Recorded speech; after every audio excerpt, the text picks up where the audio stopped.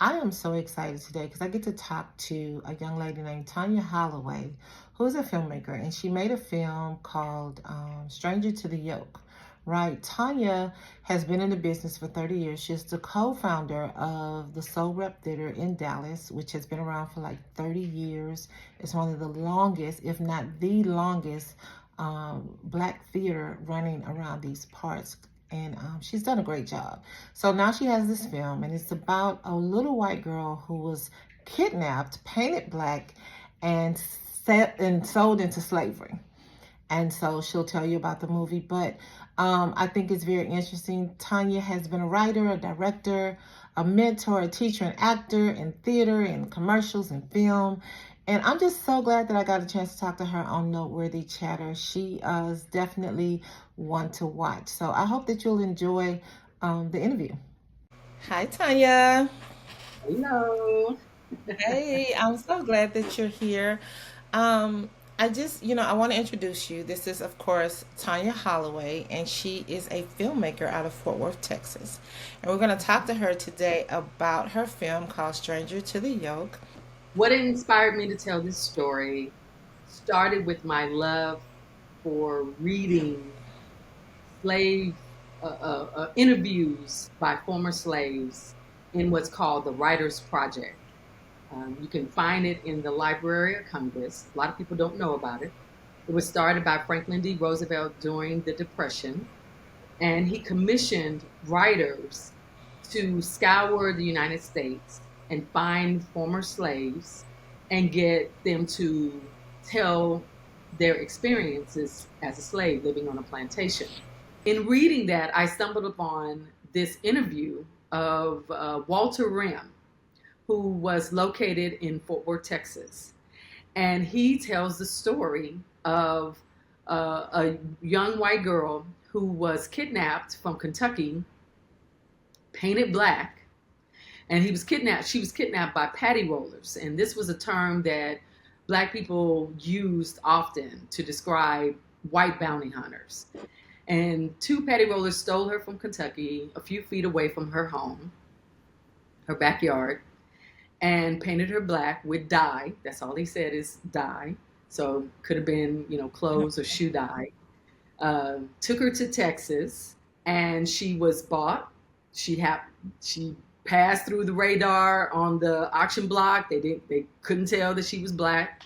I mean that she wasn't black. And a slave owner by the name of William Marshall Means from this Means plantation down by Corpus Christi. It used to be a town named after him, Meansville. I don't know if it exists. He buys her, tells the slaves when he takes her to his plantation, hey, take her down to the slave quarters, get her acclimated. She goes to sleep. Next morning, the person that she's sleeping in the cabin with, the black person, sees that the dye has rubbed off on the makeshift pillow and takes her up to the owner immediately and says, hey, this ain't who you think she is. He's so Mm. upset. He tells his overseers, go find those patty rollers that hoodwinked me, right? In so many words. They can't find them. They long gone. They got their money and they're gone. And he's so upset that he got that he said, take her down to the slave quarters. She's going to work as a slave because I'm going to get my money's worth. So I don't care if she is white. I bought her. She's working. And so she Mm. marries a black man on the plantation. They have kids. Come Juneteenth here in Texas, um, the owner, William, doesn't want to let her go. I'm assuming he doesn't want to let her go because, alone probably with the other slaves, because it says she has to escape with her family after Mhm. Juneteenth. Um, Okay. And so he knows this story. Walter Rim, who was interviewed and recalls the story, he knows it because he married one of her daughters. And so Okay. that's how he was able to tell this story. So when I found it years ago, I was like, what? It's like a white person It's a painted very black. interesting story. And so that's like, and kept as a slave even after they knew who she was. that he was, so his Mm-hmm. name is very befitting, Means, because he was mean. And Mm-hmm. and so I've always wanted to do something with it, but I just shelved it. And I'm Mm-hmm. currently in grad school, getting my MFA in cinematic arts. And of course, we Okay. had to pitch a thesis idea. We had to at least come up with 3 ideas. And I had 2 other ideas plus this. And unanimously, my professors were like, "Oh, you're gonna do this story." And I was excited that they liked it, but I was a little reluctant because it's a period piece. And of course, period piece means more money because you have to make everything look authentic. And we're going back to 1857. So Wow. I was a little scared because of Mm-hmm. the financial aspect, and then finding all those, the right location and the props and all that to make it authentic. But they I really was gonna encouraged ask me. you that. I was gonna ask you about that. How did you approach casting, especially, the portrayal of such complex characters? How did you cast the film? I cast the film through. I have a theater company, Soul Rep Theater. We're the longest running Black theater company in Dallas, and a lot of the actors were pretty much handpicked because Okay. I've worked with them in one way or another through the theater company. So um, I knew who I wanted as the lead character, Alpheus. I worked with Jacqueline Wade a number of times. Very talented actress from SMU's theater program, and Mm-hmm. I was really happy that she agreed to do it. And she said, "You had me at 1857." She said, "Anything going back to that period, I'm on board." And so the rest of Because some them, people don't want to see that, yeah. Because some people are like, "Oh, we don't want to see any more time, periods and slave movies and all this." But this is such an interesting, rich, rich story. yeah. Now the challenging part as far as casting was getting a little white girl and to get parents who were willing to let me for 4 days paint their child black. And it was challenging. I had a couple that said thanks but no thanks when they read the Okay. synopsis. But I stumbled upon a really a jewel, and she has worked with the Dallas Theater Center. I have a connection with them, and one thing led to another, and her folks were like, "Yeah, the story needs to be told. We're totally down for it." And it was an adjustment to her at first. It was like, "You're gonna paint all of me?" I said, "Well, we're just gonna do the limbs and the face and the feet." But yeah, pretty much. But she ended up being superb. Like I really enjoyed working with her, and I was very thankful for her parents who were Mm-hmm. just on board the whole time, you know. Good. How do you think audiences are going to respond to the film?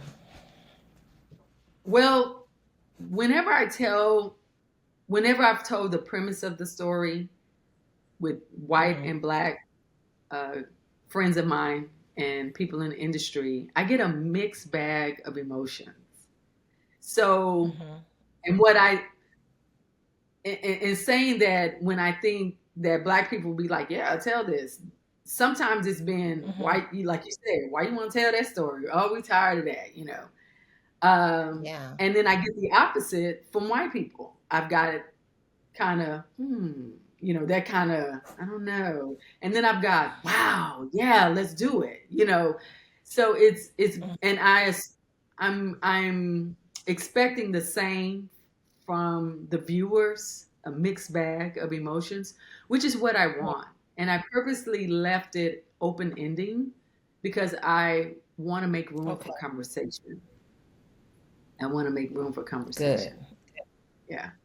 And that's going to be an interesting conversation. So, what's the best feedback that you've received on this journey? You say you work with your professors and you're working with other filmmakers, and you already have Soul Rep, which that's a whole nother show that we're going to talk about Another because that show. is some amazing work. We can't just tiptoe over that. We have to have a whole show to that.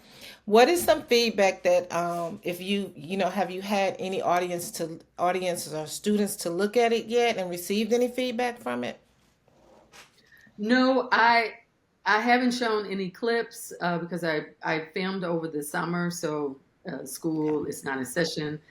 But I will have to show excerpts as it's being edited in class. I'm looking forward to that feedback. When I read the script in class, in my screenwriting class, I did get a lot of questions. Now, I am the most seasoned one in my class. Most of Okay. my classmates are in their 20s, fresh out of undergrad school, and here I am, 50 something years, 54 years old, going back to get my master's in what I love doing. So I'm the most seasoned. Me and with that, there are a lot of things that the young students, undergrad and grad students, as far Mhm, as the history of things, what they weren't privy to. So it was a lot of questions of mhm, just trying to understand the nature of that time period, mhm, and realizing things weren't as simple as far as, well, why didn't couldn't they just do this, or why didn't they do it? It was like, well, let's go back into this time period. Let's look at the social status of the country. This is a time where we're on the cusp of civil war, and mhm, in doing my research during this time, the South was starting to struggle a little bit. And I'm assuming, a lot of people think that, under the impression that if you were a plantation owner, that plantation owners were very frequent among white people, that every other house was a plantation. And it really wasn't. There were a lot of white people that was just as poor, if not more, than black folks. um, there weren't as many white people with plantations as most assume, or we're mhm. led to Because that's believe. the thought. That's the thought in our mind that everybody had these plantations. All white people were rich and living Right. off of slaves. Yeah. Hmm. No, it took money That to is, have yeah, us, you know? yeah, And yeah. so they were illiterate along with us, most of them. Everybody couldn't send their kids to school; they had to work. So I'm assuming these patty rollers and the way I played them, or the way I wrote them, they were destitute. They were probably down on their luck, no money, no means of getting money, and they probably tried to kidnap a black person and couldn't get their hands on one. So I'm gonna get the next best thing. This I little like white how you kid. giving them so much, yeah. I like how you giving them so much. The patty rollers, even in writing, you have to give them a backstory and some Right, depth. right, right. And I'm assuming, because the only thing, when Walter Ram was interviewed, the only thing she remembered is that she knew she was from Kentucky, and she knew her original name because they renamed her. And Hmm. her name was Mary Schlauser, which is Okay. a German name. And in my research, um, the border of Kentucky, bordering Tennessee, um, there are three towns that are German established, Hmm. German immigrant. So she Okay. probably was on the border in one of those German established towns. And her in the German culture, your last name was your whatever occupation you did. That was your last name. So I believe I forgot. I think Schlauser meant either baker or carpenter. Carpenter. Okay. Um, but That's very yeah, interesting. but in the film, my lead character, I kind of switched it up, and I made the lead character, the black woman, name her.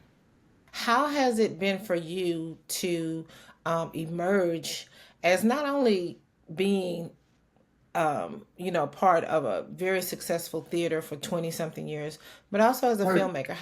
How have you emerged from being in Dallas or Fort Worth, not being in Hollywood? Right. Well, one, the invention of the phone, right, and the internet.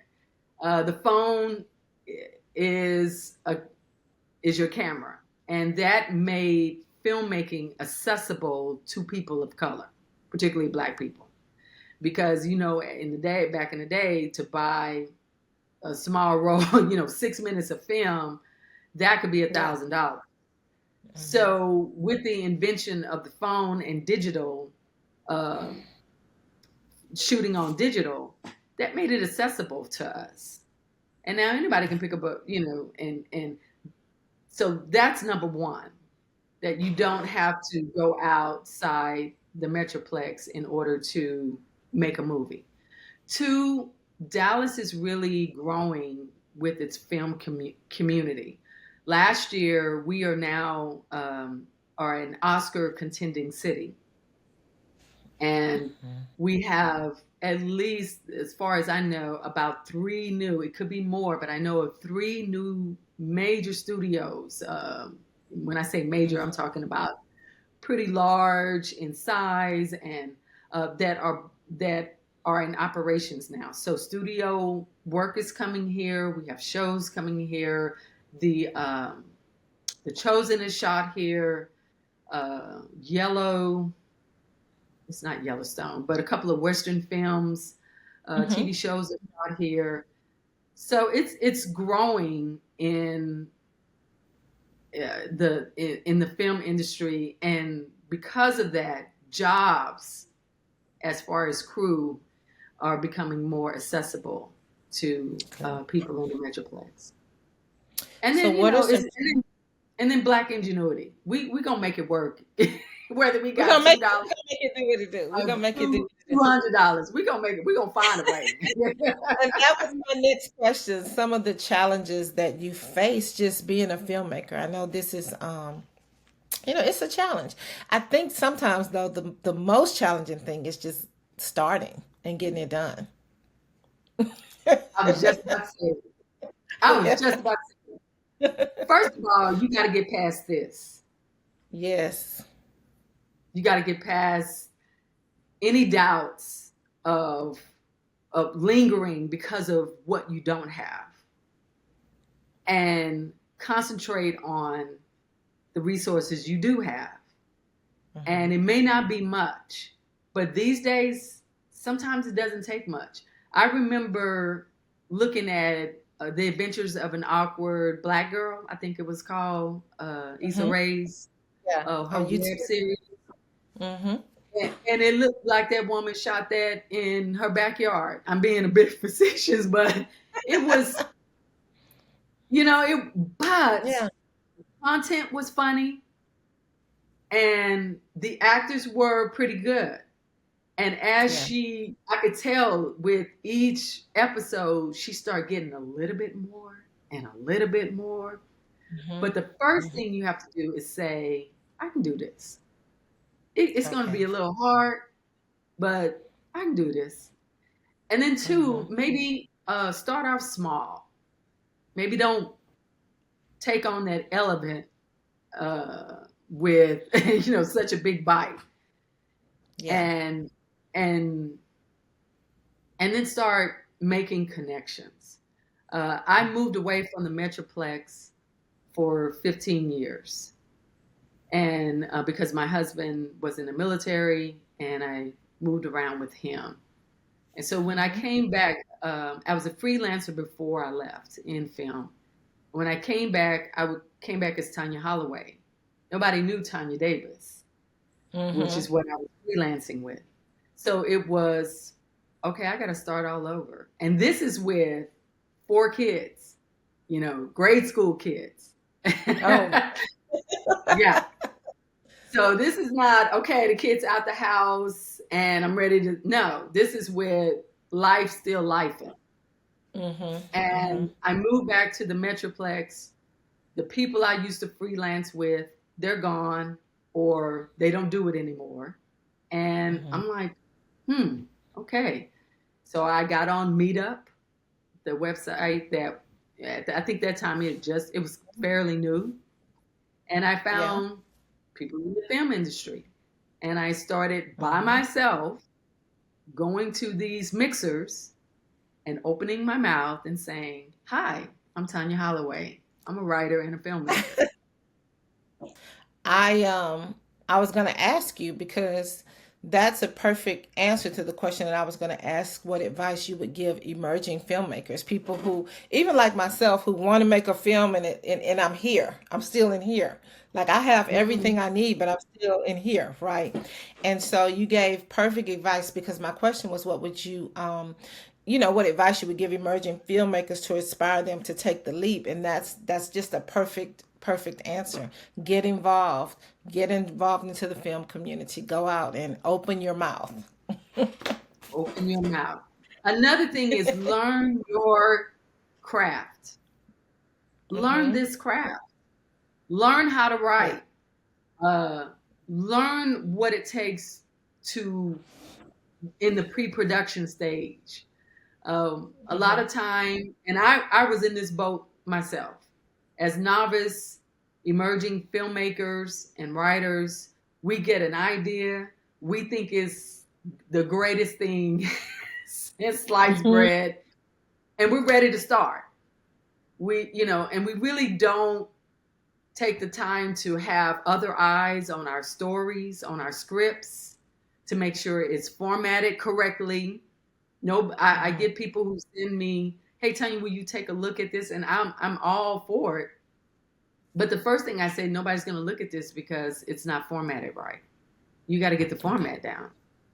And Mm-hmm. so learn the craft as you go so that when that door of opportunity opens, you're ready and people are not seeing you as somebody who's an amateur and may not be worth the investment.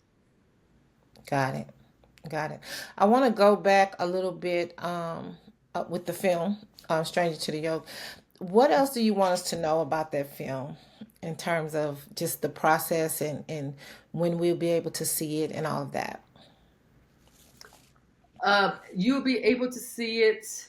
I have to have it done by November, so it'll be definitely completed by November, and then from there, I'm putting it into festivals. And so hopefully, I'm using it as a proof of concept because I definitely would like to expand the story. Right now, we're sitting at about 15 minutes. Um, Okay. and the takeaway is, and going back to what you were saying, how people may think, "Oh, this is another story talking about us in slavery." One, I always want to talk about when the opportunity comes about our resilience during that time and those people and those names and what they went through to never be forgotten. We never say that when we're talking about Japanese internment camps. We never Yeah. say, "Oh, we've had enough Holocaust movies." Yeah. It's like everybody gets to have their story, these heroes uncovered through different means of storytelling, but us. It's like we put a limit on ourselves of Hmm. how long we can tell our stories. And so I'm a big advocate for no, I want to talk about these people because I'm call me biased, but I don't think too many other races could go through what we went through. Yeah. So I am always And going thank to God. be Hmm. have a platform to tell those untold stories. That's one. So I don't apologize for bringing another movie in Hmm. slavery times to the screen. Two, I was very conscious about my Black audience of not wanting to hear the same old slave narrative told. So my professor kind of wanted it to be centered around the white girl, and I could see that thought, but I to me, it's not really her story. She's the catalyst, but it's not really her story. It's in my mind. I wanted to explore what were the Black people thinking when, one, they find out that this is a white girl, right? And two, she got sent back to us.